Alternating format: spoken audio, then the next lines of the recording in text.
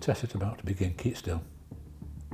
Regarding the piece of paper under your chair, did you write the number 1 on it? No. Did you write the number 2 on it?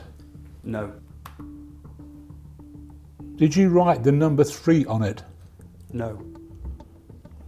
It's not that difficult to see that Henry lied on number 3. What we're looking at is the tracing for Henry's breathing, which are the 2 tubes. One is around his tummy, one is around the upper chest, abdominal thoracic breathing. This is the sweat monitor, which is the 2 finger plates on Henry's right hand. This is the heart rate. And the grey bar here is me asking the question. What I'm looking for is reactions there. You'll quite easily see that Henry wasn't a very good liar, because one, he delayed his answer slightly, but look what happened to his breathing there. Completely changed. His sweat gland jumped higher than anywhere else, and his heart rate, slight change there. So if someone's taking the polygraph test and they're particularly nervous, but they are innocent, are those reactions going to show up as a lie? No. Nervous reactions are completely different from those reactions when a person is telling lies. We look at homostasis levels, base levels, and then we look at the changes by other questions as well. So we ask neutral questions, control questions, and as well as the relevant questions. The innocent people focus on the control questions, whereas the guilty people focus on the relevant questions, and then we measure them and mark them as well. So it's nothing to do with nerves, it's to do with memory. If you haven't done something, you've nothing to remember. Therefore, you can be as nervous as you wish. It seems at the moment a lot of the polygraph testing is in post-conviction offenders, people who've been released from prison, some being used as a risk assessment on potential sex offenders who've been arrested but perhaps not charged. Are you comfortable with that kind of use? One of the problems is we haven't got a regulated polygraph industry in Britain, and I urge the government to bring out regulation to have a regulatory body rather than a trade association like the British and European Polygraph Association.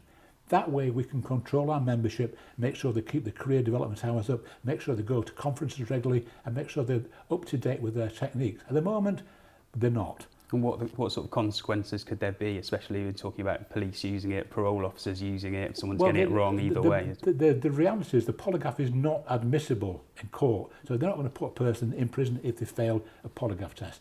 But it's going to give them a fair indication that that person needs investigating more. So as an investigative tool, it's really well worth having. So, and also not just in terms of offending, I think the police should look at it from a pre-employment point of view as well. Make sure you get the best police officers possible into your force. And they're using all the screen technology and all the screen tools available, and polygraph and VAS should be part of that. So you'd welcome it as a vetting tool for police forces and a tool to root out corrupt officers? Absolutely.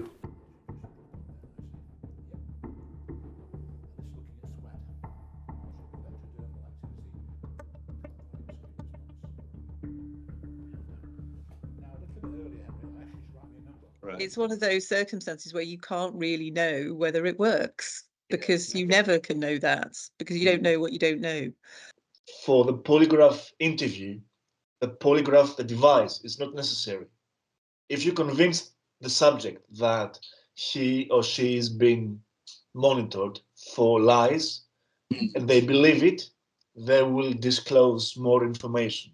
If they believe it, you could just put their hand on a photocopy machine, a Xerox machine. All you have to do is sit still, do not speak through the entire test as per instructions. What I'm going to do, examination, choose a language for you, English. And we're going to choose this lady here. What's it potentially mean for the world of polygraph testing? I think it's revolutionised it. I mean, completely. I could train you today, and within 15 minutes you can be using it highly successfully. The beauty is it's standardised and it's automated. So as a polygrapher, you get accused of bias. I'm not, but you never know. Deep down, are you? But this is unbiased, it's standardised. Everyone taking the VAS test gets exactly the same test.